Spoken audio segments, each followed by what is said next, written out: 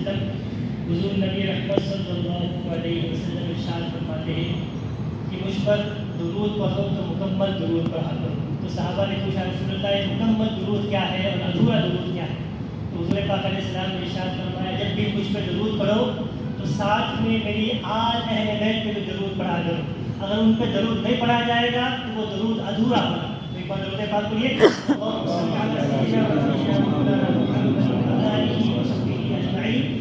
اللهم صل وسلم على حبيبك سيدنا محمد وآله وصحبه وبارك وسلم. آج کا عنوان جیسے کہ حضرت نے بیان کیا ہے واقعات کربلا، کیونکہ آخری مجلس ہے، ہر سال یہ واقعات بیان کیے جاتے ہیں. یہ مجلس الحمدللہ منعقد جو کی جا رہی ہے اللہ کا احسان ہے کہ اللہ تعالیٰ نے ہمیں سننے اور سنانے کا شرف بخشا ہے. یہ مجلس 1400 سال سے اسی طرح بیان کی جا رہی ہے. ان کا ذکر اہل بیت اطہار کا، شہداء کربلا کا ہوتے جا رہا ہے. بلکہ علماء نے یہاں تک لکھا ہے، مولانا آزاد کے بارے میں ان کی کتاب ہے شہادت حسین، چھوٹا سا کتابچہ ہے. غالب بڑی بات میں نے اس سے پہلے بھی آپ کے سامنے کہی ہے. انہوں نے اس پہ لکھا ہے کہ واقعہ کربلا تاریخ کے واقعات میں ایک ایسا منفرد واقعہ ہے کہ 1400 سال سے بیان کیا جا رہا ہے، اور جب بھی بیان کیا جاتا ہے اتنے آنسو اس پہ بہائے گئے ہیں کہ اگر ان کو جمع کر دیا جائے تو ایک نہر جاری ہو جائے، دریا جاری ہو جائے. اور یہ بات برحق ہے کہ بیان کیا جاتا ہے، ہر سال بیان کیا جاتا ہے. کسی کے ذہن میں یہ بات آ سکتی ہے کہ بار بار ایک ہی بات بیان کرنے کی ضرورت کیا ہے؟ تو اس کا ایک آسان جواب تو یہی ہے کہ اگر بار بار بیان کرنا مناسب نہیں ہے تو پھر آپ کو کیا پچھلے سال کے سارے واقعات یاد ہے تو بیان کیے تھے؟ یاد نہیں رہتا. آج کا زمانہ اتنا مصروفیت والا ہو گیا ہے، آج کی زندگی ایسی مصروف ہو گئی ہے کہ آپ ہر روز بلکہ ہر لمحہ کچھ نیا نیا سنتے رہتے ہیں. جیسے دنیا کی مثال دینا چاہوں تو آپ کے سامنے ایک مثال ہے. اگر فیس بک آپ ایک بار کھول کے بیٹھ جائے، انسٹاگرام کھول کے بیٹھ جاتے ہیں، ایک کے بعد ایک آدھے منٹ 1 منٹ کی ریل دیکھتے چلے جاتے ہیں، تو ابھی 2 منٹ پہلے کیا ریل دیکھی تھی معلوم نہیں ہے. تو دیکھتے جا رہے ہیں، سالوں سے بیان ہو رہا ہے، توجہ ہماری اس طرف نہیں ہے. لیکن قرآن مجید یہ کہتا ہے وَذَكِّرْ فَإِنَّ الذِّكْرَىٰ تَنفَعُ الْمُؤْمِنِينَ. اے محبوب آپ لوگوں کو یاد دلاتے رہیے، کیونکہ بار بار یاد دلاتے رہنا لوگوں کو فائدہ پہنچاتا ہے. کہ بار بار یاد دلانے سے 2 باتیں ہوتی ہیں. ایک بات تو یہ کہ بار بار ایک بات دہرائی جائے تو وہ ذہن میں بیٹھ جاتی ہے. پہلے بار سنی تو اس میں سے 2%, 3% سمجھ میں آ گیا، اگلے بار 2%. اس طرح کرتے کرتے 8 سال 10 سال میں ایسا ہوتا ہے یہ پورا واقعہ ایک بار ذہن میں بیٹھ جاتا ہے. کیا ایسا تو ہوا تھا، ایک بڑی بڑی باتیں سمجھ میں آتی ہے. اور دوسرا اس کا جو اہم مقصد ہوتا ہے بار بار یہ چیزیں بیان کرنے کا، اس لیے کہ جب بھی محرم کا مہینہ آتا ہے ہم اپنے حسینیت کو یاد کرتے ہیں اور لوگوں کے سامنے بیان کرتے ہیں جنہیں معلوم نہیں ہے ان تک اظہار کرتے ہیں اس کا کہ ہماری حسینیت زندہ رہے. ہمیں اس بات کا احساس و شعور رہے کہ ہم اس ذات گرامی سے ہمارا تعلق ہے جنہیں اللہ تعالیٰ نے وہ شان عطا فرمائی ہے کہ جن کے بارے میں حضور نے فرمایا تھا کہ حسین منی وانا من حسین، حسین مجھ سے ہے اور میں حسین سے ہوں. تو جن کا ذکر ہو رہا ہے وہ ذات ایسی ہے کہ حضور نے فرمایا یہ مجھ سے ہے، یعنی میرے نواسے ہیں، ان کی پہچان مجھ سے ہے. لیکن واقعہ کربلا کے بعد میں یہ ہوگا کہ میرے دین کی پہچان ان کے ذریعے ہوگی کہ کربلا میں انہوں نے ایسی قربانی دی جو بے مثال قربانی ہے، جو اس سے پہلے نہیں دی گئی، بعد میں بھی اس کا تصور نہیں کر سکتا کہ سب کچھ لٹا دیا، بیوی بچے گھر بار سب کچھ میدان میں لے کر آ گئے، سب کچھ اللہ کی راہ میں. اتنا چھوٹا بچہ 6 مہینے کا بچہ اللہ کی راہ میں قربان کر دیا. علماء کہتے ہیں یہ واقعہ سارے واقعوں سے الگ اس لیے ہے کہ اس میں ہر قسم کی قربانی جمع تھی. اگر اس واقعہ کربلا کو قرآن آیت کی روشنی میں اگر ہم دیکھنا چاہیں تو حافظ صاحب علماء اکرام جانتے ہیں، آپ بھی بار بار نمازوں میں سنتے رہتے ہیں، مشہور آیت کریمہ ہے وَلَنَبْلُوَنَّكُمْ بِشَيْءٍ مِّنَ الْخَوْفِ وَالْجُوعِ وَنَقْصٍ مِّنَ الْأَمْوَالِ وَالْأَنفُسِ وَالثَّمَرَاتِ وَبَشِّرِ الصَّابِرِينَ. کہ ہم ضرور بھی ضرور تم کو آزمائیں گے بِشَيْءٍ مِّنَ الْخَوْفِ، خوف کے ذریعے، ڈرانے کے ذریعے، دھمکانے کے ذریعے کہ لوگ آپ کو ڈرائیں گے، دھمکائیں گے، خوف میں لائیں گے. وَلَنَبْلُوَنَّكُمْ بِشَيْءٍ مِّنَ الْخَوْفِ وَالْجُوعِ، بھوک کے ذریعے، پیاس کے ذریعے، کھانا پانی کچھ نہیں ہے، بھوک پیاس کے ذریعے تمہیں آزمائیں گے. اور کیا؟ وَنَقْصٍ مِّنَ الْأَمْوَالِ وَالْأَنفُسِ وَالثَّمَرَاتِ، مال میں، جانوں میں اور کاروبار میں، تجارت میں، اس میں نقصان کر کے ہم تمہیں آزمائیں گے. یعنی مال کے ذریعے بھی آزمایا جائے گا، جان کے ذریعے بھی آزمایا جائے گا، اولاد کے ذریعے آزمایا جائے گا، خوف کے ذریعے، بھوک پیاس کے ذریعے آزمایا جائے گا۔ یہ ساری آزمائشیں، کسی پہ بھوک کی آزمائش ہوتی ہے، کسی پہ خوف کی ہوتی ہے، کسی پہ جان مال کی ہوتی ہے، لیکن واقعہ کربلا میں ساری آزمائش ایک ساتھ جمع ہوگی۔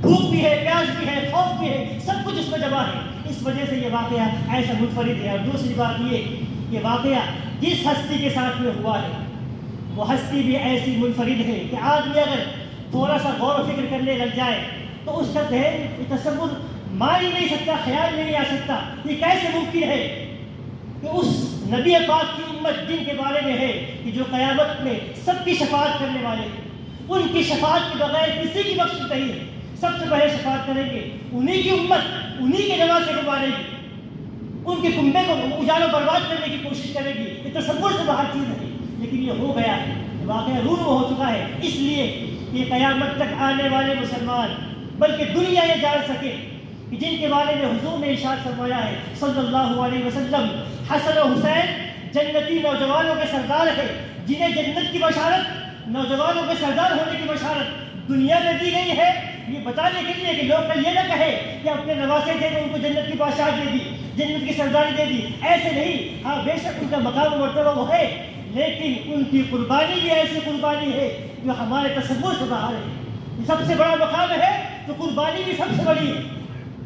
یہ بے بس سمجھو کہ حضور نواسے تھے تو حضور نے ان کو جنت بانٹ دی، جنت کا سردار بنا دیا، بے شک ان کی شان ویسی ہے، ان کا مقام اللہ کے پاس ویسا ہے کہ انہیں جنت کی بادشاہت ملے، لیکن انہوں نے وہ قربانی پیش کر کے ہمارے سامنے بتائی کہ جو مقام ملا ہے یہ ہم نے قربانیاں ویسے پیش کی ہے۔ حالانکہ جب یہ مقام ان کو دیا جا رہا تھا، حضور ان کی شان بیان کر رہے تھے کہ حسن حسین جنتی نوجوانوں کے سردار ہے، اس وقت تو حضور کی گود میں کھیل رہے تھے، حضور اپنی گود میں لے کر کہہ رہے ہیں کہ یہ بچہ جو میری گود میں ہے، کبھی میری زبان چوستا ہے، کبھی میرے سینے پہ چڑھ جاتا ہے، کبھی نماز میں میری پشت پہ ہو جاتا ہے، کبھی میں منبر میں لے کے کھڑا ہو جاتا ہوں، انہیں گرنے نہیں دیتا ہوں۔ یہ جو بچہ تم دیکھ رہے ہو یہ معمولی بچہ نہیں ہے، یہ جنت کے نوجوانوں کا سردار ہے، اسے سمجھو۔ علماء نے کہا ہے بار بار حضور کبھی لوہا پہ دہن دے کر، کبھی زبان چسوا کر، کبھی ممبر سے نیچے اتر کر انہیں اپنی گود میں لے کر ممبر پہ چڑھتے ہیں اور ان کی شانیں بیان کرتے ہیں، یہ بتانے کے لیے یہ قیامت سے قریب جب فتنے کا زمانہ ہوگا لوگ میرے اس نواسے میں تہمت لگائیں گے معاذ اللہ، تو تم نے کیا کرنا ہے؟ تم نے حسین کو دنیا کی نظر سے نہیں دیکھنا ہے، یزیدیوں کی نگاہ سے نہیں دیکھنا ہے، حسین کو میری نگاہ سے دیکھو کہ حسین میری نگاہ میں کیا ہے۔ حسین میری نگاہ میں میری دنیا کے پھول ہے، میں انہیں سونگتا ہوں، چومتا ہوں، سینے میں بٹھاتا ہوں، نماز میں پشت میں بٹھاتا ہوں۔ تم میری نگاہ سے دیکھو، یزیدیوں کی نگاہ سے مت دیکھو۔ یزیدیوں کی نگاہ سے دیکھو گے تو آج تو فتنہ ایسا ہے کہ لوگ یزید کی حمایت میں اٹھائے ہیں، یزید کو امیر المومنین کہنا چاہتے ہیں، رضی اللہ عنہ کہنا چاہتے ہیں، اور معاذ اللہ امام حسین کو کہتے ہیں کہ انہوں نے بغاوت کی تھی۔ استغفر اللہ العظیم۔ دوستوں بزرگوں، ہم تو کہتے ہیں کہ جو نئے نئے محقق تحقیق پیش کر رہے ہیں، ڈاکٹر انجینئر کوٹ پینٹ جھٹے ٹوپے لگا کر امامے باندھ کر، کوئی ڈاکٹر ہے کوئی انجینئر ہے، اگر ان سے دین سیکھو گے تو دین کا تو ستیہ ناش ہونا ہی ہونا ہے، ایمان تو خراب ہونا ہی ہونا ہے۔ دوستوں بزرگوں، بے شک تحقیق ہونی چاہیے، تحقیق ضروری ہے دنیا کے علم میں بھی اور دنیاوی علم میں بھی، لیکن دنیاوی علم میں جتنی نئی نئی تحقیق ہوتی ہے اتنا دنیا کو فائدہ پہنچتا ہے۔ دنیاوی علم میں اور دینی علم میں یہی فرق ہے کہ جو دنیا کی تحقیق ہوتی ہے تو جتنی نئی تحقیق ہوگی اتنا دنیا کو فائدہ ہوگا، اور دین کے معاملے میں جتنی تحقیق ہوگی اس تحقیق کے لیے پیچھے جانا پڑے گا۔ نئی چیزیں نہیں، نئے نئے مولوی ملاؤں ڈاکٹروں سے دین نہیں سیکھیں گے، ہم دین قرآن و حدیث سے سیکھیں گے۔ آج کل کے مولوی کیا کہتے ہیں امام حسین کے بارے میں، ہم ان کی زبان سے نہیں سنیں گے، ہم حضور کی زبان سے سنیں گے کہ حضور نے ان کے بارے میں کیا کہا۔ جب حضور نے کہا ہے کہ جنتی نوجوانوں کے سردار ہیں، دوستوں تھوڑا غور کیجیے، جنت سے جنتی ہونے کی بات نہیں ہے کہ جنت میں جائیں گے، نہیں، جنت میں تو ہر مومن جائے گا، ہر مومن ہر کلمہ پڑھنے والا اگر گنہگار بھی ہے تو اپنا عذاب بھر کر بالآخر جنت میں جائے گا۔ حضور جنتی نہیں کہہ رہے ہیں، جنتی نوجوانوں کا سردار کہہ رہے ہیں۔ جنت کا وہ بڑا عہدہ جو ہمارے تصور کے بھی باہر ہے۔ ہم جو نماز پڑھتے ہیں، روزہ رکھتے ہیں، حج زکوٰۃ دیتے ہیں، یہ فرائض کی ادائیگی کرتے ہیں، سنن نوافل پڑھتے، کیوں؟ کہ ان عبادتوں سے اللہ خوش ہو جائے اور ہمیں جنت سے نواز دے۔ تو ہماری ساری عبادتیں ہیں کہ جنت کا حصول ملے، اللہ کی رضا ملے، لیکن ان کے نمازی بننے سے پہلے، ان کے حاجی غازی بننے سے پہلے ان کے جنتی نوجوان ہونے کے سرداری کا اعلان کر دیا گیا ہے۔ تو جو مرتبے زندگی بھر عمل کر کے ہمیں نہیں مل سکتے وہ مرتبے تو انہیں پہلے بچپن میں دے دیے گئے. تو کیا وہ جنتی نوجوانوں کا سردار دنیاوی بادشاہت کے لیے, دنیاوی کرسی کے لیے, خلافت کے لیے جنگ کرے گا؟ استغفر اللہ العظیم. کہنے والے نے کم سے کم اتنا تو سوچنا چاہیے. اگر واقعی ان کو یزید کے خلاف سب کو جمع کر کے اس کے خلاف بغاوت کرنی ہوتی اور اس کو کرسی میں سے اتارنا ہوتا تو وہ باقاعدہ صحابہ کو اعلان کر دیتے کہ میں جنگ کے لیے جا رہا ہوں, میں جہاد کے لیے جا رہا ہوں, میرے ساتھ میں چلو. اکیلے جانے کی ضرورت کیا ہے؟ بچوں کو لے جانے کی ضرورت کیا ہے؟ بوڑھوں کو, عورتوں کو لے جانے کی ضرورت کیا ہے؟ دوستو یہ تاریخ کا واقعہ ہے, واقعہ کربلا ایسا عظیم الشان واقعہ ہے. آپ غور کیجیے اس اعتبار سے. ابھی آپ نے شعر سنا تھا حبیب صاحب سے, ماشاء اللہ بہت اچھا انداز میں آپ نے تلاوت بھی کی, نماز بھی ہم نے پڑھی اور نعت بھی اچھی پڑھی, منقبت بھی. اس میں ایک شعر تھا, ایک طرف 72 ایک طرف لاکھوں ہے, تو 22,000 کا لشکر ایک طرف ہے اور سامنے 72 لوگ ہیں. قافلے حسینی میں کتنے لوگ تھے؟ علماء نے بیان کیا ہے, الگ الگ تحقیقات ہیں. کسی نے کہا ہے کہ 140 تھے, کسی نے 110, لیکن تحقیق یہ ہے کہ 82 لوگ کل امام حسین کے قافلے میں 82 لوگ موجود تھے. 82 میں کون کون؟ بوڑھے بھی, بچے بھی, دودھ پینے والے بچے بھی, نوجوان بھی, اجل ہونے والے بھی, عورتیں بھی, بوڑھے بھی, بوڑھی عورتیں بھی, یہ سب ملا کر 82 لوگ تھے. شہید کتنے لوگ ہوئے؟ 72 لوگ شہید ہوئے. سامنے لشکر ہے 22,000 کا. اس بات کا ایک آسان ثبوت ہے, آپ دوسری طرف نہ جائیے, صرف اتنا دیکھیے کہ ایک طرف سے معلوم تھا کہ پورے میدان کربلا میں 82 لوگ ہیں, تو 22,000 کا لشکر لانے کی ضرورت کیا تھی؟ وہ جانتے تھے کہ یہ خاندان نبوی کے لوگ ہیں, اس میں اہل بیت بھی ہے, صحابہ بھی ہے, تابعین میں ان کے غلام بھی ایسے ہیں کہ اپنی جانیں قربان کر دیں گے, یہ 22,000 بھی ان کے لیے کافی نہیں ہوں گے. تو یہ تو ان کے حق ہونے کی دلیل تھی کہ اگرچہ کم تھے لیکن حق پر کھڑے ہوئے تھے. امام حسین کا مطالبہ کیا تھا؟ اب واقعی کربلا کی طرف اگر آتے ہیں تو آسان لفظوں میں مختصر یہ ہے کہ جب یزید تخت پہ بیٹھا اس نے پہلا حکم جاری کیا امام حسین کی طرف. مدینے میں اور مکہ میں حضرت عبداللہ ابن عباس, حضرت عبداللہ ابن زبیر, بڑے بڑے جلیل قدر صحابہ کرام تھے, ان کی طرف کہ میری بیعت قبول کرو. اگر بیعت قبول نہیں کیا کرو گے تو تمہیں اپنی جان کو گنوانا پڑے گا. مدینہ منورہ میں جب خط آتا ہے وہاں کے گورنر جو ہوتا ہے ولی, اس کے پاس خط آتا ہے تو امام حسین کے پاس پیغام بھجواتا ہے کہ یزید کی طرف سے خط آیا ہے اور آپ کی بیعت کا مطالبہ ہے. آپ اس کے پاس جاتے ہیں, گورنر ہاؤس میں جاتے ہیں, اس سے ملاقات کریں. تفصیلی بات ہے, میں اختصار سے گزر کے چلا جاؤں گا. اس نے کہا مطالبہ کیا تو آپ نے کہا کہ کچھ جیسا آدمی اکیلے میں بیعت نہیں کر سکتا, میں سب کے سامنے جو کہنا ہے میں کہوں گا. یہ کہہ کے آپ وہاں سے نکل گئے اور آپ نے گھر والوں سے جو مشورہ کیا سب نے یہ بات کہی, جو اس وقت صحابہ کرام وہاں موجود تھے, لوگ موجود تھے, آپ نے مشورہ کیا. آپ نے کہا کہ یزید خلافت کا حقدار نہیں ہے. یہ بات پہلے ذہن میں رکھ لیں. آج جو نئے نئے فتنے اٹھ رہے ہیں یہ کیا تاثر دینا چاہتے ہیں؟ یہ تاثر یہ دینا چاہتے ہیں کہ امام حسین نے یزید کے خلاف آ کر میدان کربلا میں جو جنگ کی تھی وہ صرف اپنی کرسی کے لیے, انہیں خلیفہ بننا تھا, اس وجہ سے انہوں نے یزید کی مخالفت کی. حالانکہ ایسا ہرگز نہیں ہے. انہوں نے اپنی خلافت کا دعویٰ نہیں کیا. ان کا ایک مطالبہ تھا صرف اتنا کہ یزید خلافت کا حقدار نہیں ہے. جو اسلامی شرائط ہے, اس سے پہلے جو خلفاء ہوئے ہیں, جس انداز میں ان کی خلافت ہوئی ہے, یزید اس لائق نہیں ہے. اگر سارے مل کے اس سے متفق ہو جاتے ہیں, یزید کو خلیفہ مان لیتے ہیں تو اس میں وہ صلاحیت پیدا ہو جائے, وہ شرائط قبول کر لے, تب اسے خلیفہ مانا جائے گا. لیکن اب کی حالت میں اس کے اندر شرائط نہیں پائے جاتے. آپ وسیع سے مطالبہ تھا کہ یہ حقدار نہیں ہے, کسی حقدار کو بٹھایا جائے. آپ نے اپنا مطالبہ پیش نہیں کیا. آپ جب مشورہ کیا تو آپ سمجھ گئے کہ میں مدینے میں رہوں گا تو یزید یہاں پہ لشکر بھیجے گا, مدینہ شریف کی بے حرمتی ہوگی, تو یہاں پہ جنگ نہ ہو. تو آپ راتوں رات مدینہ شریف سے نکل گئے اور مکہ شریف پہنچے, اس خیال سے کہ مکہ دارالامن ہے, یہاں پر ایک چوٹی کو بھی نہیں مارا جا سکتا, ایک ہرے پتے کو بھی بلا وجہ اکھاڑا نہیں جا سکتا, یہاں تو سب کے لیے امن ہے, دشمنوں کے لیے بھی یہاں پہ امن ہے, تو وہ یہاں پہ حملہ نہیں کرے گا. اس خیال سے آپ مکہ شریف پہنچ گئے کہ میں وہاں سکون سے رہوں گا, اس کے ساتھ مجھے جنگ نہیں کرنا پڑے گی. جب آپ وہاں پہنچے تو یزید نے وہاں بھی وہاں کے گورنر کو واضح خط بھیجا کہ ان سے بیعت لے لو. آپ کافی دن تک جب مکہ شریف میں تھے تو یہاں سے یزید کی طرف سے خط آ رہے تھے, اور کوفہ والے, کوفہ کے جو لوگ تھے جہاں پہ حضرت علی المرتضیٰ رضی اللہ عنہ کا دارالخلافہ تھا, آپ نے اگر تاریخ پڑھی ہے تو آپ جانتے ہیں کہ جو چاروں خلفاء ہیں, حضرت ابوبکر صدیق, حضرت عمر فاروق, عثمان غنی, حضرت مولا علی مشکل کشا رضی اللہ عنہ, ان چاروں میں جو پہلے کے 3 خلیفہ تھے انہوں نے اپنا کیپٹل, اپنی راجدھانی مدینہ کو رکھا, وہیں سے انہوں نے خلافت کی. حضرت صدیق اکبر نے بھی, عمر فاروق نے بھی, عثمان غنی نے بھی. لیکن جب حضرت عثمان غنی کی شہادت ہوئی, مدینے میں آپ کو گھیر کر 40 دن تک بھوکا پیاسا رکھ کر جب آپ کو ظلماً شہید کیا گیا تو حضرت علی مرتضیٰ نے سوچا کہ اب مدینے میں خلافت نہیں کرنی چاہیے، کیوں کہ مدینے کی حرمت ایسے پامال ہو جائے گی۔ تو آپ مدینے سے نکلے اور آپ نے کوفہ کو اپنی راجدھانی کیپٹل دارالخلافہ بنایا، وہاں پہ آپ نے خلافت کی۔ تو جب آپ کوفہ میں تھے تو وہاں پہ آپ کے کچھ نام لیوا چاہنے والے تھے، تو انہوں نے حضرت امام حسین رضی اللہ تعالیٰ عنہ کو خط بھیجا کہ ہم آپ کے والد کے چاہنے والے ماننے والے نام لیوا ہیں، ہم نے ان کی بیعت کی تھی، تو ہم یزید کو خلیفہ نہیں مانتے، ہم آپ کو خلیفہ مانتے ہیں، ہم نے اس کے ہاتھ میں بیعت نہیں کی ہے، آپ کوفہ آئیے اور ہم آپ کو خلیفہ مانیں گے۔ تو حضرت امام حسین رضی اللہ عنہ نے انکار کیا کہ میں تمہارے پاس نہیں آؤں گا، کیونکہ میں نے خلافت کا اعلان نہیں کیا ہے، میں تو صرف یہ کہہ رہا ہوں کہ یزید خلافت کا حقدار نہیں ہے۔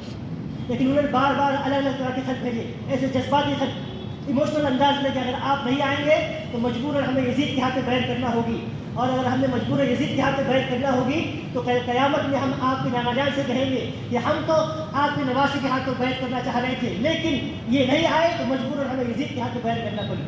آپ نے صحابہ کرام سے مشورہ کیا تو سبھی نے آپ کو یہ مشورہ دیا کہ آپ ہرگز کوفہ مت جائیے، کوفے والے بھروسے کے لائق نہیں ہیں۔ لیکن امام حسین رضی اللہ عنہ پر ایک طرف خط آ رہے تھے تو آپ نے یہ سوچا کہ پہلے کسی کو بھیج دیا جائے، تو آپ نے اپنی جگہ پر اپنا جانشین بنا کر حضرت مسلم بن عقیل کو، جو آپ کے چچیرے بھائی میرے حضرت علی کے جو بھائی ہیں حضرت عقیل، ان کے صاحبزادے مسلم یعنی آپ کے چچیرے بھائی تھے، ان کو بھیجا کہ تم جاؤ وہاں کے حالات کا جائزہ لو، اگر وہاں کے حالات درست ہوں گے تو مجھے خط سے اطلاع کرنا، میں وہاں پہ آ جاؤں گا۔ تو حضرت مسلم بن عقیل مکے سے کوفہ چلے گئے، اور جب وہ کوفہ پہنچے تو جب وہاں دیکھا انہوں نے تو ہزاروں کی تعداد میں لوگ آپ کے پاس آئے۔ پہلے دن 12,000 لوگوں نے بیعت کی، اس طرح کرتے کرتے ہفتے بھر میں 50 سے 60,000 کا مجمع ہو گیا جنہوں نے آپ کے ہاتھ پر امام حسین کی بیعت کر لی کہ ہم یزید کی بیعت کا انکار کرتے ہیں، ہم ان کو خلیفہ مانتے ہیں۔ تو آپ نے حضرت امام حسین رضی اللہ عنہ کو خط بھیجا کہ یہاں کے حالات درست ہیں، آپ یہاں پر آ سکتے ہیں، یہاں پہ سب لوگ آپ کے چاہنے والے ہیں، کوئی دھوکہ دینے والا نہیں ہے، لیکن آپ کو آگے کیا ہونے والا ہے حالات سے آپ ناواقف ہیں کہ کیا ہوگا۔ یہاں آپ نے خط بھیجا اور وہاں پہ جو کوفے میں یزید نے ابن زیاد کو جو بصرہ کا گورنر تھا اس کو یہاں کا گورنر بنا کر بھیجا۔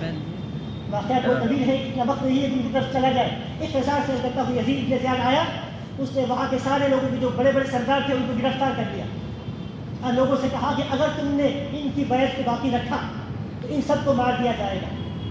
تو جیسے ہی لوگوں نے دیکھا کہ ان کے بڑے بڑے سردار گھر کے بڑے سب اس کے پاس قید ہے تو ان سب لوگوں نے امام مسلم بن عقیل کے ساتھ چھوڑ دیا۔ روایتوں میں ہے کہ جب وہ سب کے سب مل کر ایک ساتھ 40-50 ہزار لوگ ابن زیاد کے پاس آئے تھے اس کا گھیراؤ کرنے کے لیے، اس کو وہاں سے بھگانے کے لیے، لیکن جب اس نے سردار کو پیش کیا کہا کہ ان کی جانیں چلی جائے گی تو وہ سارے کے سارے لوگ امام مسلم کو چھوڑ کر بھاگ گئے۔ روایتوں میں ہے کہ آپ نے مغرب کی نماز پڑھائی، شروع میں دن میں آپ کے ساتھ 50,000 لوگ تھے، مغرب کی نماز میں صرف 500 لوگ بچے، اور جب آپ نے مغرب کی نماز سے سلام پھیرا تو 500 لوگ بھی چھوڑ کے بھاگ چکے تھے اپنی جان بچا کر کہ ہم ان کے ساتھ میں رہیں گے تو ہماری جان بھی جائے گی، ہمارے گھر والوں کی جان بھی چلی جائے گی۔ بالآخر حضرت مسلم بن عقیل کو بھی گرفتار کر لیا گیا، آپ کو بھی شہید کر دیا گیا۔ واقعہ طویل ہے، آپ کو شہید کر دیا گیا۔ اب یہاں پہ خبر امام مسلم کی امام حسین کو پہنچی کہ آ جاؤ، امام حسین رضی اللہ عنہ عین حج کے موقع پر، ابھی حج کو چند دن باقی ہے، ذوالحجہ، ساری دنیا سے لوگ آپ ذوالحجہ کو حج کرنے کے لیے آ رہے ہیں، اور آپ نے 3 یا 1 روایت کے مطابق 6 ذوالحجہ کو مکہ شریف چھوڑ دیا اس خیال سے کہ یزید مکے پر بھی حملہ کر دے گا، اور یہاں سے خط آیا ہے تو آپ مکہ شریف چھوڑ کے واضح نکل گئے۔ راستے میں الگ الگ مقامات پہ لوگ ملے جو کوفہ سے آ رہے تھے، کوئی راستے سے آئے تھے، انہوں نے آپ کو خبر دی کہ امام مسلم بن عقیل رضی اللہ عنہ شہید ہو چکے ہیں، آپ ہرگز کوفہ مت جائیے۔ کوئی کہتا ہے کہ کوفہ مت جاؤ، کہ کوفہ والے اگرچہ ان کی زبانیں جو ہے دل آپ کے ساتھ میں ہوں گے، زبانیں آپ کے ساتھ میں ہوں گی، لیکن جب یزید ان پہ حملہ کرے گا تو ان کی تلواریں آپ کے خلاف جائے گی، تو آپ ہرگز مت جائیے۔ لیکن جیسے خبر ملی حضرت مسلم بن عقیل کی شہادت کی تو آپ نے سب سے مشورہ کیا، جو ساتھ میں تھے ان سے کہا کہ میرا اور یزید کا معاملہ ہے، میں ابن زیاد سے یا یزید سے کسی سے ملاقات کر کے جو معاملہ ہے وہ طے کر لوں گا، تم لوگ یہاں سے نکل جاؤ۔ لیکن جو آپ کے ساتھ کے لوگ آئے تھے یہ سب کے سب آپ کے چاہنے والے تھے، کوئی ایک بھی آپ کا ساتھ چھوڑ کر نہیں گیا۔ روایتوں میں ہے کہ جو 82 لوگ تھے ان میں سے ابھی آپ ایک بات میں بیان کرنا چاہوں گا کہ حالات ہے آج جو زمانہ ہے فیس بک کا، یوٹیوب کا، ہم دین جو ہے علماء سے سیکھنے کی بجائے ٹی وی پر، یوٹیوب پر، فیس بک پہ دیکھ کے سیکھتے ہیں۔ اس میں جو ہمیں بتاتا ہے کوئی ڈاکٹر انجینئر تو ہم کو ایسا لگتا ہے کہ ڈاکٹر انجینئر انگلش میں حوالے دے رہا ہے، بہت ٹائپ پہ بیٹھ کے امامہ باندھ کے بیٹھا ہوا ہے اور بخاری مسلم کہہ رہا ہے، تو اس کا مطلب جو کہہ رہا ہے صحیح کہہ رہا ہے۔ ایسا نہیں ہوتا دوستوں بزرگوں. ہر دعویٰ کرنے والا درست نہیں ہوتا. اور جو نئے جو بات آ رہی ہے، جو نئے فتنے لوگوں میں شکوک ڈالنے کی کوشش کی جاتی ہے. آج جو سب سے بڑا فتنہ، جب محرم کا موقع آتا ہے تو لوگوں کے ذہن میں یہ بات ڈالی جاتی ہے کہ صحابہ اور اہل بیت میں معاذ اللہ دشمنی تھی. حضرت امیر معاویہ نے حضرت علی کا حق مارا، حضرت صدیق اکبر نے ان کا حق مارا، ان کی خلافت انہوں نے قبول. یہ جو ایسے فتنے ڈالتے ہیں کہ زندگی میں ہم نے کبھی سنے نہیں ہیں، ایسے جھگڑے لگانے کی کوشش کی جاتی ہے. انہی فتنوں میں سے ایک فتنہ یہ بھی ہے. یہ کہا جاتا ہے کہ میدان کربلا میں صرف اہل بیت تھے، صحابہ کوئی بھی نہیں تھے. کسی صحابی نے اہل بیت کے ساتھ کوئی جان نہیں دی. یہ تو صحابہ معاذ اللہ اہل بیت کے دشمن تھے. استغفر اللہ العظیم، ایسا ہرگز نہیں ہے. میں وہی بات آپ پھر دہراؤں گا کہ دین کے معاملے میں جتنا آپ پیچھے جائیں گے اتنی بات ثابت شدہ ہوگی، اتنی بات یقینی ہوگی. جتنا نئے زمانے ڈھونڈیں گے اتنی بات غیر پختہ ہوگی، اتنی فتنے والی بات ہوگی. قرآن مجید صحابہ کے بارے میں، اہل بیت کے بارے میں کیا کہتا ہے؟ قرآن نے یہ کہا ہے کہ روح اللہ بینہم، یہ صحابہ اہل بیت آپس میں رحم دل ہے، محبت کرنے والے ہیں. اور آج ہم ان کے درمیان دشمنیاں تلاش کر رہے ہیں، نئے نئے بہانے تلاش کر رہے ہیں. یہ کہہ رہے ہیں کہ صحابہ نہیں تھے. میں اس کا نام لے کر آیا تھا میرے پاس سے، ابھی وقت تو زیادہ نہیں ہے، مطلب میں آپ کو نام گنواتا کہ کون کون صحابہ کہ آپ اس وقت موجود تھے. مختصر تجزیہ سنیے. وہ 82 لوگ جو تھے میدان کربلا میں، اس میں اہل بیت کتنے تھے؟ کیا پورے کے پورے اہل بیت تھے؟ ایسا ہرگز نہیں. ان 82 لوگوں میں صرف 21 لوگ جو تھے وہ اہل بیت کے تھے، حضور کے گھر والے. کسی نے 18 لکھا ہے، کسی نے 19 لکھا ہے، کسی نے 21 لکھا ہوا ہے. تو 21 تک اگر مان لیتے ہیں تو کل 82 لوگوں میں سے 21 لوگ اہل بیت کے تھے، حضور کے گھر والے. اس میں حضرت علی کی اولاد، حضرت عقیل کی اولاد، امام حسن کی اولاد، امام حسین کی اولاد، ایسے کل ملا کر 21 لوگ. باقی لوگ کون ہیں؟ ان باقی لوگوں میں 21 کے علاوہ 11 صحابہ کرام تھے. کتنے؟ 11 صحابہ کرام. 21 اہل بیت تھے تو آدھی تعداد میں صحابہ کرام بھی موجود تھے. آپ کہو گے کہ اتنے کیوں تھے؟ صحابہ اتنے کیوں تھے کہ اس زمانے میں پوری دنیا میں صرف 11 صحابہ تھے؟ ہم پوچھیں گے کہ اس زمانے میں پورے اہل بیت 21 ہی تھے؟ نہیں، 21 اہل بیت نہیں تھے، اور بھی تھے.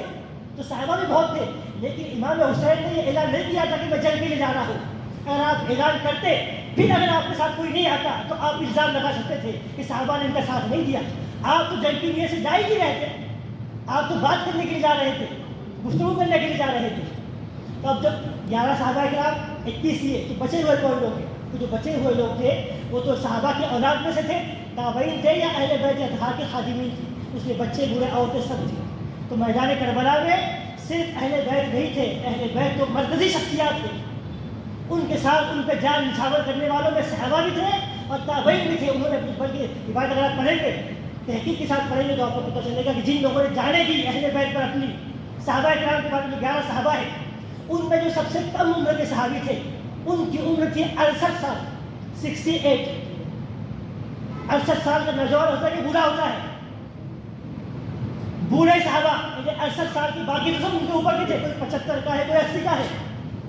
حضرت حبیب بن مظاہر کے بارے میں ہے کہ وہ 85 سال یا 82 سال کے تھے جو میدان کربلا میں شہید ہوئے. صحابی رسول جنہوں نے اپنی جان امام حسین کو قربان کی وہ 85 سال کے تھے.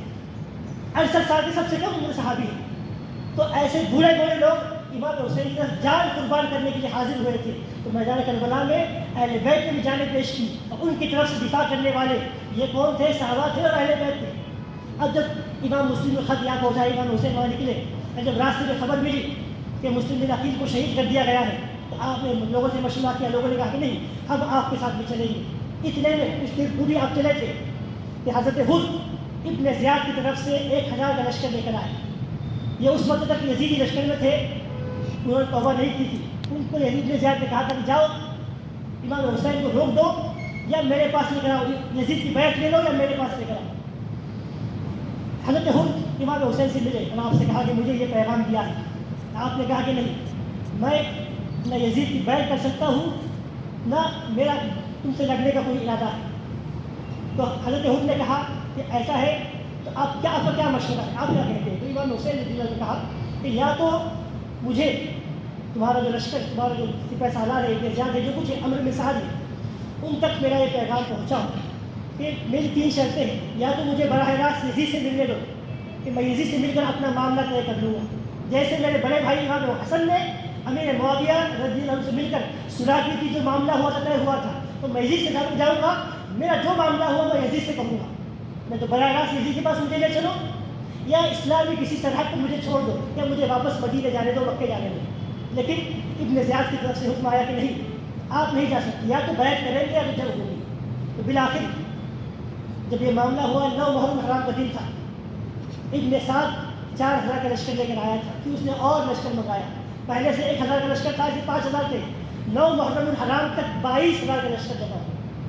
آپ کے لیے پانی بند کر دیا گیا، کھانا بند کر دیا، سب کچھ بند کر دیا گیا، اور 9 محرم کو جنگ کرنے کے لیے آ گئے۔ لیکن امام حسین رضی اللہ عنہ نے کہا کہ نہیں، مجھے 1 دن کی مہلت دی جائے، جنگ کرنی ہی ہے تو کل کے دن عاشورے کے دن جنگ ہوگی۔ تو جمعرات کی رات تھی، دوسرا دن جمعہ تھا، عاشورے کا دن تھا۔ آپ نے رات بھر عبادت کی، اپنے ساتھ جو لوگ تھے ان سے مشورہ کیا، ان سے یہی بات آپ نے کہی کہ میرا معاملہ یزید کے ساتھ میں ہے، تم سب کے سب جا سکتے ہو، لیکن کسی نے بھی آپ کا ساتھ نہیں چھوڑا، سب جنگ کے لیے تیار ہوئے۔ دوسرے دن جب عاشورے کا دن تھا، جنگ کے آغاز سے پہلے پھر امام حسین رضی اللہ عنہ نے سب کے سامنے اتمام حجت کے لیے خطبہ دیا اور لوگوں سے کہا کہ لوگوں، جو مجھے نہیں جانتا ہے وہ جان لے کہ میں حسین ابن علی ہوں، میں علی کا بیٹا ہوں، میں محمد رسول اللہ صلی اللہ علیہ وسلم کو وہ نواسا ہوں جن کے بارے میں انہوں نے کہا ہے کہ حسن و حسین جنتی نوجوانوں کے سردار ہیں۔ میں ان کا نواسا ہوں جنہوں نے یہ کہا ہے کہ اللہ، میں حسن و حسین سے محبت کرتا ہوں، تو بھی محبت کر، اور تم ان سے بھی محبت کر جو حسن و حسین سے محبت کرتے ہیں۔ اگر تم مجھے نہیں پہچانتے ہو تو مجھے پہچان لو کہ میں فاطمہ کا بیٹا ہوں، کہ کل قیامت کے دن یہ نہ کہنا کہ حسین ہم آپ کو نہیں جانتے تھے، اگر ہمیں معلوم ہوتا کہ آپ نواز رسول ہے، ابن علی و فاطمہ ہے، تو ہم ہرگز جنگ نہ کرتے۔ تو سن لو کہ میں علی و فاطمہ کا بیٹا رسول اللہ کا نواسا ہوں۔ اور پھر آپ نے کہا کہ کوفیو، کیا تم نے مجھے خط لکھ کر نہیں بلایا تھا؟ جو آپ سے راستے میں کہا گیا تھا کہ ان کی تلواریں یزید کے ساتھ میں ہوں گی، تو وہی لوگ جنہوں نے آپ کو خط لکھا تھا وہی سامنے موجود تھے۔ آپ نے نام لے کر کہا کہ تم نے مجھے خط نہیں لکھا تھا، کیا تم نے مجھے خط نہیں لکھا تھا؟ تو شرمندگی سے انہوں نے نظریں جھکا لی، کسی کے پاس کوئی جواب نہیں تھا۔ اب جب شبر وہاں موجود تھا، اس نے دیکھا کہ امام حسین کی تقریر سے لوگوں پہ اثر ہو رہا ہے، کئی لوگ ان کے لشکر میں چلے جائیں، تو اس نے فوراً کہا کہ نہیں، اب یہ باتیں کرنے سے کچھ فائدہ نہیں، یا تو بیعت کرو یا تو جنگ ہوگی۔ اتنے میں حضرت حر جو اس وقت تک یزیدی لشکر میں تھے، انہوں نے ابن سعد جو باغسی میں سالار تھا اس سے کہا کیا تم حضور کے نواسے کے ساتھ جنگ کرو گے؟ کیونکہ حضرت حر کو معلوم نہیں تھا کہ جنگ ہونے والی ہے، وہ تو صرف اس لیے آئے تھے کہ ان کا پیغام پہنچا دیا جائے، یا تو صلح ہو یا جو پیغام پہنچانا ہے۔ انہیں تصور بھی نہیں تھا کہ ان کے ساتھ جنگ ہونے والی ہے، تو جو صلح کی جنگ ہوگی تو وہ ابن سعد کو چھوڑ کر امام حسین کے پاس آ گئے اور معافی تلافی کرنے لگے، توبہ کرنے لگے کہ امام مجھے نہیں معلوم تھا، میری وجہ سے آپ کو یہاں پہ رکنا پڑا، میں نہیں جانتا تھا کہ یہ لوگ آپ کے ساتھ جنگ کریں گے، میں تو سمجھ رہا کہ گفتگو ہوگی، صلح ہوگی۔ امام حسین نے کہا کہ اگر تمہاری نیت صاف ہے تو اللہ تعالیٰ تمہاری توبہ قبول فرمائے گا۔ وہ امام حسین کے لشکر میں آ گئے، کہا کہ ابن سعد نے پہلا لشکر چلایا، وہاں کے لوگ گواہ ہو جاؤ کہ میں نے پہلا تیر چلایا ہے، صرف اس نیت سے کہ یزید کی طرف سے اسے انعام ملے۔ اب جنگ شروع ہوئی۔ اس زمانے میں ایسا رواج تھا کہ باقاعدہ جنگ ہونے سے پہلے ایک دو لوگ آگے جنگ کیا کرتے تھے، تو وہاں سے ابن زیاد کے 2 غلام تھے، یسار اور سالم، وہ لوگ آئے، اور یہاں سے امام حسین کے لشکر میں حضرت عبداللہ کلبی رضی اللہ عنہ، یہ وہ جلیل القدر آپ کے خادم ہیں جو نہ مدینے سے آپ کے ساتھ میں تھے، نہ مکے سے آپ کے ساتھ میں تھے، نہ راستے میں ساتھ میں تھے۔ جب امام حسین میدان کربلا میں پہنچے 2 محرم الحرام کو، تو آس پاس کے لوگوں کو پتہ چلا کہ امام حسین یہاں پہ آئے ہوئے ہیں، اور پتہ چلا کہ ابن زیاد کی طرف سے لشکر آیا ہے، یزید نے لشکر بھیجا ہے، اور امام حسین کے ساتھ مقابلہ ان کا ہونے والا ہے۔ تو وہاں کے آس پاس ایک قبیلے کلب کی ایک خاتون تھے، انہیں پتہ چلا، تو انہوں نے اپنے شوہر سے کہا، حضرت عبداللہ سے کہا کہ عبداللہ کا تمہیں پتہ ہے کہ امام حسین یہاں پہ آئے ہیں، ان کے ساتھ جنگ ہونے والی ہے، اگر تم مجھے اپنی بیوی کہتے ہو اور چاہتے ہو کہ میں تمہارے نکاح میں رہوں، تو جس طرح میں جنگ میں ان کا ساتھ دینے جا رہی ہوں، تمہیں بھی میرے ساتھ چلنا ہوگا۔ تو میدان کربلا میں امام حسین کے پہنچنے کے بعد میں وہ اپنی بیوی کے ساتھ میدان کربلا پہنچے، امام حسین کے ساتھ میں شریک ہوئے، تو انہوں نے اجازت مانگی کہ امام میں سب سے پہلے جانا چاہتا ہوں۔ امام حسین رضی اللہ عنہ ان کو اجازت دی، آپ تنہا تنہا گئے اور 70 یزیدیوں کو آپ نے واسی میں جہنم کیا۔ واقعات بہت طویل ہے تاریخ میں، سب کے ناموں کے ساتھ میں کہ پہلے کون آیا، بعد میں کون آیا، وہاں سے کون آیا، یہاں سے کون آیا، ان ساری تفصیلات میں جائے بغیر علماء نے لکھا ہے کہ یہاں سے ایک 2 لوگ کرتے جاتے لگے، اور 72 لوگوں میں 40 لوگوں کے پاس کچھ بھی سواری نہیں تھی، 32 لوگوں کے پاس گھوڑے کی سواری تھی۔ یہ سارے کے سارے جو اہل بیت کے علاوہ جو لوگ تھے، انہوں نے اس وقت تک اپنی جانوں کا نذرانہ پیش کر دیا جب تک آخری ان میں کا شخص باقی ہے۔ کتابوں میں ہے جب تک ان خادموں میں سے ایک بھی باقی تھا اہل بیت میں سے کسی پر کوئی تیر بھی نہیں چلا، ایک آج بھی آج انہوں نے نہیں دی، انہوں نے اپنی سب کی جانیں قربان کر دی۔ جب سارے خادم سب تابعی صحابی سب شہید ہو گئے، اب صرف خاندان نبوی کے لوگ بچے، اہل بیت کے لوگ بچے۔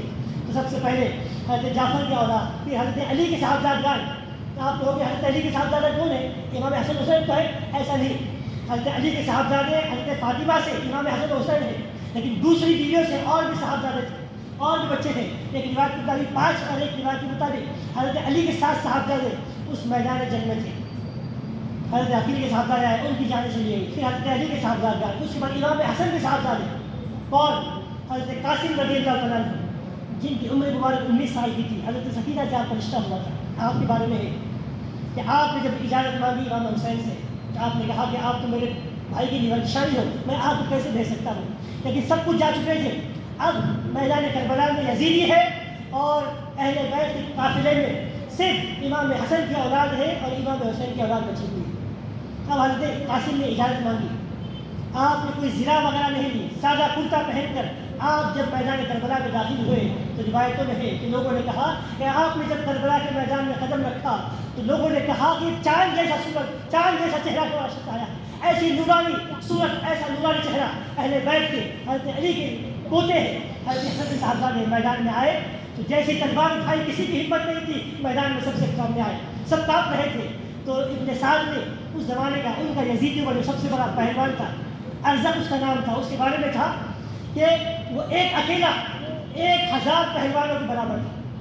جب اسے بھیجا تو اس نے سمجھا کہ چھوٹا بچہ ہے، میرے ساتھ کیا لڑے گا، تو اس نے اپنی توہین سمجھی اور لوگوں سے کہا کہ کوئی اور جاؤ، اپنے بیٹے کو بھیجا۔ تو آپ نے اپنے چاروں بیٹوں کو واصل جہنم کیا۔ جب وہ آپ کے سامنے آیا میدان میں مقابلے کے لیے تو آپ نے تلوار کے ایک بار سے اس کے جسم کے 2 ٹکڑے کر دیے، لیکن معاملہ یہ تھا پینے کے لیے کچھ پانی نہیں، کھانے کے لیے کچھ موجود نہیں ہے، پیاس کی طلب تھی۔ امام حسین کے پاس آئے، کہا کہ چچا جان اگر پانی مل جاتا تو اچھا ہوتا۔ امام حسین نے کہا کہ نہیں، اب پانی تو حوض کوثر پر نانا جان کے ہاتھ سے ہی پینا ہے۔ کہ آپ میدان میں پہنچے، کوئی یزیدی آپ کے سامنے دیکھ نہیں سکتا تھا، تو انہوں نے تو یہ کیا کہ چاروں طرف سے آپ کو تیر برسانا شروع کر دیے۔ جب چاروں طرف سے تیروں کا حملہ ہوا تو آپ دل پہ شہید ہو گئے، امام حسین کے پاس آئے۔ ان کے بعد میں حضرت علی اکبر رضی اللہ عنہ کہ امام حسین کے بڑے صاحبزادے، آپ میدان کربلا میں گئے، آپ نے بڑی بہادری کا مظاہرہ کیا۔ آپ یہاں سے گئے تو یہاں پہ حضرت عباس علمدار پانی لانے کے لیے مشکلہ لے کر رات میں گئے، وہاں سے پانی لے کر واقعہ تھا، آپ بار بار سنتے سے اشارہ کرتے جاؤں گا کہ آپ پانی لے کر آ رہے تھے، آپ کے دونوں بازو شہید ہو گئے، آپ کو شہید کر دیا گیا۔ حضرت علی اکبر شہید ہو گئے، حضرت علی اصغر کو امام حسین گود میں اٹھائے کھڑے تھے کہ تیر آیا، آپ کے حلقوم میں لگ گیا تو خون کا فوارہ نکل گیا۔ آپ نے اپنی ساری اولاد سب کچھ اللہ تعالیٰ کے لیے قربان کر دیا، پھر بھی آپ کہتے ہو کہ انہیں خلافت چاہیے تھی، وہ دنیاوی کرسی چاہتے تھے۔ اگر واقعی ان کو خلافت چاہیے تھی تو وہ اپنے ساتھ میں ایک آواز پر لاکھوں کا لشکر لا سکتے تھے، لیکن ان کا مقصد وہ تھا نہیں۔ وہ تو جانتے تھے کہ میرے نانا جان نے 50 سال پہلے بچپن میں جہاں میرے جنتی نوجوان ہونے کی بشارت دی ہے، وہی یہ بھی کہا ہے کہ میرا بیٹا مقام کربلا میں شہید کیا جائے گا۔ تو میری شہادت تو پہلے لکھی جا چکی ہے، تو میں تو خلافت کے لیے دعوے دار ہوں بھی نہیں۔ آج بارش میں آپ پہلے طرح بچے تو جب آپ میدان میں آئے تو حضور پاک اسلام کا عوام مبارک باندھ کے حضرت حمزہ کی ڈھال لے کر، حضرت جعفر طیار کا نیزہ لے کر، حضرت علی کی تلوار لے کر میدان میں آئے۔ جب آپ آئے تو کسی کی کیا مجال تھی، لیکن جب آئے تو آپ نے سینکڑوں کو ہزاروں کو واصل جہنم کیا، لیکن ان بدبختوں نے ہر طرف سے آپ پر تیر چلائے، نیزوں سے حملے کیے۔ ایک تیر زہر میں بھجا ہوا آپ کی پیشانی مبارک پہ لگا، آپ زمین پہ گر گئے، سجدے کی حالت میں ہے، حالت سجدہ میں جیسے آپ گرے، صرف بدبخت آیا، اس نے آپ کا سر مبارک تن سے جدا کر دیا۔ انا للہ و انا الیہ راجعون۔ پھر اتنے میں کافی نہیں ہوا، امام حسین اور دیگر شہداء کرام کے سروں کو سروں سے تنوں جسموں سے جدا کیا گیا تو گھوڑے ان کے جسموں پر دوڑائے گئے، کپڑے نکال لیے گئے۔ بہت ایسی بدبختی والی اللہ تعالیٰ نے ان کی قسمت لکھی تھی، جو اس کو بدبختی کرنا تھا انہوں نے کر لی۔ لیکن دوستوں بزرگوں، امام حسین رضی اللہ تعالیٰ عنہ نے حالت سجدہ میں اپنا سر دے کر یہ بات جو حضور پاک صاحب نے ارشاد فرمائی تھی کہ آدمی جس حالت میں مرتا ہے قیامت میں اسی حالت میں اٹھے گا۔ تو وہ لوگ جو امام حسین کو معاذ اللہ باغی کہتے ہیں وہ میدان محشر میں دیکھیں گے کہ جب میدان کربلا میں امام حسین نے حالت سجدہ میں اپنی جان دی ہے، اور میدان محشر میں جب ان کا حشر ہوگا تو وہ سجدہ کرتے اٹھائے جائیں گے۔ تو کیا اس وقت بھی کہیں گے کہ معاذ اللہ باغی تھے؟ نہیں، اللہ تعالیٰ نے ان کے نصیب میں یہ ایسی قربانی عظیم الشان لکھی تھی تاکہ قیامت تک آنے والے ان کے نام لیوا یہ نہ کہہ سکے کہ ہم پہ فلاں مصیبت آئی، فلاں پریشانی آئی، یہ تو بڑے لوگ تھے، صحابہ کرام تھے، اہل بیت تھے، ان کی جو جنت ہے ہمارے لیے کیا ہے؟ نہیں، یہ جنت کے دروازے، جنت کی بادشاہت، جنت ایسے ہی نہیں ملتی جو بڑے مقامات ملتے ہیں۔ حدیث پاک میں حضور نے فرمایا جو جتنا بڑا ہوتا ہے اتنی بڑی قربانیاں اسے دینی پڑتی ہے، ان قربانیوں سے گزرنا پڑتا ہے، تب جا کے بڑے مقامات ملتے ہیں۔ تو قیامت تک کوئی یہ شکایت نہیں کر سکتا کہ مجھ پہ مصیبت آئی، یہ امام حسین کی مصیبت سے بڑی تھی، ہرگز نہیں۔ ہم پہ جتنی بھی مصیبتیں آئے گی ہرگز وہ امام حسین کی مصیبت سے بڑی نہیں ہو سکتی، لیکن انہوں نے جان دے دی اور اپنی بات پہ ڈٹے رہے کہ سرداد نداد دست در دست یزید، کیا ہاتھ دیا نہیں جائے گا، ہاتھ نہیں دیا جائے گا، سر دے دیں گے، لیکن یزید کی بیعت قبول نہیں کی جائے گی۔ حق کا پرچم سر بلند رہے گا، حق کی بات صرف زبان سے نہیں کی جائے گی، عمل کر کے بتائے گی۔ امام حسین نے اپنی جان دی، کنبا لٹا دیا۔ امام زین العابدین چونکہ بیمار تھے تو آپ میدان جنگ میں شریک نہیں ہوئے، تو پورا قافلہ وہاں سے ابن زیاد کے پاس آیا۔ ابن زیاد نے آپ کے سر مبارک کے ساتھ معذرت بہت سی بدتمیزی کی، وہاں سے وہ قافلہ یزید کے پاس پہنچا۔ یزید نے روایتوں میں ہے کہ شروع میں آنسو بہائے کہ مجھے معلوم نہیں تھا کہ آپ کو شہید کیا جائے گا، اور مجھے معلوم ہوتا تو میں ہرگز آپ کو شہید ہونے نہیں دیتا۔ یہ جو کچھ اس نے مغربت کے آنسو بہائے روایتوں میں ہے، تو انہی روایتوں کو دیکھ کر کچھ لوگ کہتے ہیں کہ یزید اس میں شریک نہیں تھا، وہ میدان کربلا میں تھا نہیں، اس نے حکم نہیں دیا فلاں فلاں فلاں۔ ہم کہتے ہیں ٹھیک ہے وہ میدان کربلا میں نہیں تھا، اس نے یہ کہا ہے اگر واقعی ایسا تھا، وہ امام حسین کے قتل سے راضی نہیں تھا کہ ابن زیاد نے کیا، ابن سعد نے کیا، یزید نے نہیں کیا تھا، تو پھر یزید نے ان قاتلوں سے بدلہ کیوں نہیں لیا؟ اگر یزید ان قاتلوں کو چن کر ان سے بدلہ لیتا تو ہم کہتے کہ ہاں یزید اس میں شامل نہیں تھا، اس کی غلطی نہیں تھی، غلطی ان لوگوں کی تھی جنہوں نے قتل کیا ہے، لیکن ایسا نہیں ہوا۔ یزید نے ان سب لوگوں کو چن کر جنہوں نے قتل میں شامل تھے انہیں بڑے بڑے عہدے دیے، تو یہ بات اس سے ثابت ہوتی ہے کہ یزید کے حکم پر یہ سب کچھ کیا گیا تھا۔ لیکن جب میدان میں لایا گیا، اس کے دربار میں لایا گیا، اس نے جب یہ باتیں کی تو وہاں ذی القعدہ صاحب نے رسول ابو برزہ انہوں نے کہا کہ یزید تجھے شرم نہیں آتی کہ تو اہل بیت کے گھر والوں کو تم نے قیدی بنا کے رکھا ہے؟ تو ایک شخص کھڑا ہوا، اس میں سے کہنے لگا کہ قیدی ہے ہمیں تقسیم کر دیے جائے معاذ اللہ، کہ جو عورتیں ہیں یا مرد ہیں ہمیں دے دو، ہمارے غلام بنائے جائیں گے۔ تو حضرت زینب رضی اللہ عنہ کھڑی ہوئی، علماء نے لکھا ہے، بلکہ علامہ اقبال کا ایک مشہور شعر ہے، میں صرف خلاصہ سناؤں گا، وہ کہتے ہیں کہ واقعہ کربلا صرف دو واقعوں کا نام ہے، دو حرف، دو جملے ہیں صرف واقعہ کربلا کو سننا ہے۔ تو واقعہ کربلا جو میدان کربلا میں جو ہوا اس کے فاتح امام حسین ہیں، امام حسین نے اپنی جان دی اور کربلا کو فتح کر لیا، اور جو دمشق میں یزید کا دربار تھا وہ حضرت زینب نے فتح کیا، کہ وہاں پہ یزید نے، جسے میں نے سنا کہا کہ دشمن کیا کرتا ہے، ظالم کیا کرتا ہے، ہر اعتبار سے آپ کو آزمانے کی کوشش کرتا ہے، آپ کو ڈراتا ہے، دھمکاتا ہے، جان لے لیتا ہے، تو جان لے لی گئی تو اب آپ کو ڈرانے کے لیے، دھمکانے کے لیے، دل میں خوف پیدا کرنے کے لیے ایسا ماحول بنایا گیا، تو حضرت زینب کھڑی ہوئی۔ حضرت زینب نے جو خطبہ دیا ہے وہ تاریخ کا حصہ ہے۔ آج جب کھڑی ہوئی اللہ کی حمد کی، رسول اللہ پہ درود بھیجا اور یزید کو مخاطب کر کے کہا کہ یزید کیا تو سمجھتا ہے کہ تو نے ہمیں قیدی بنا لیا ہے اور تو فاتح ہو گیا ہے، تو یہ تیری عزت اور ہماری ذلت ہے؟ ہرگز ایسا نہیں ہے، ہم اگر قید میں جکڑے ہوئے ہیں، بیڑیوں میں جکڑے ہوئے ہیں تو یہ ہرگز ہماری ذلت نہیں ہے، اور تو تخت پہ بیٹھا ہے یہ تیری عزت نہیں ہے۔ کیا تو نے قرآن میں نہیں پڑھا ہے کہ اللہ تعالیٰ نے کہا ہے وَلَا يَحْسَبَنَّ الَّذِينَ ظَلَمُوا، کہ ہرگز ظالم گمان نہ کرے انما نملی لہم خیر لانفسہم، کہ ہم نے جو انہیں مہلت دی ہے یہ ان کے لیے بہتر ہے، ہرگز نہیں، ہم نے جو مہلت دی ہے اس لیے تاکہ وہ اور ظلم کرے تو اور انہیں عذاب دیا جائے گا۔ جیسے ہی آپ کا خطبہ سنا خوف میں آ گیا، اس نے فوراً حضرت نعمان بن بشیر کو بلایا، حضرت امام زین العابدین کو بلایا، عزت کے ساتھ پورے قافلے کو مدینے کی طرف رخصت کر دیا۔ تو واقعہ تو بہت طویل ہے، اللہ تعالیٰ نے پھر ان لوگوں کا بدلہ لیا، یزید نے جو کرنا تھا کیا۔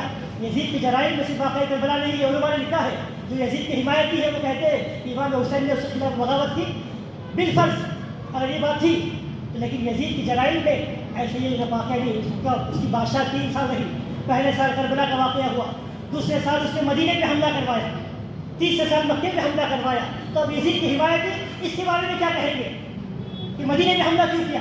مسجد نبوی شریف پہ 3 دن تک جان بر باندھے گئے، 3 دنوں تک مسجد مدینہ شریف میں قتل عام ہوا، 10,000 لوگ مارے گئے، 10,000 لوگوں کو یزیدیوں نے مارا مدینہ میں۔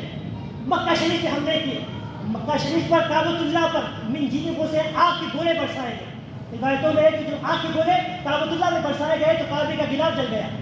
جنت سے جو حضرت اسماعیل علیہ السلام کا جو دمبا آیا تھا اس کے سنگ وغیرہ قبروں پر رکھے گئے تھے, وہ سنگ بھی جل گئے. تب یزید کی حمایت اس بارے میں کیا کہیں گے کہ اس میں بھی یزید حق میں تھا, مکے میں حملہ کرنے میں, مدینے میں حملہ کرنے میں؟ نہیں, یزید کے بارے میں علماء نے یہی بات لکھی ہے. بلکہ حضرت عمر ابن عبدالعزیز کے سامنے کسی نے یزید کو امیر المومنین کہا تو آپ نے اسے 80 کوڑے لگوائے کہ تو اسے امیر المومنین کہتا ہے اس ظالم کو. دوستو ہمارے نزدیک تو ساری تفصیلات یہ حوالے وغیرہ سب دور چلے جائے کہ حقیقت اکثر ہمارے تو بس آخری بات ایک ہی بات یہ ہے, ہم یہ کہتے ہیں کہ ہم امام حسین سے محبت کرنے والے ہیں.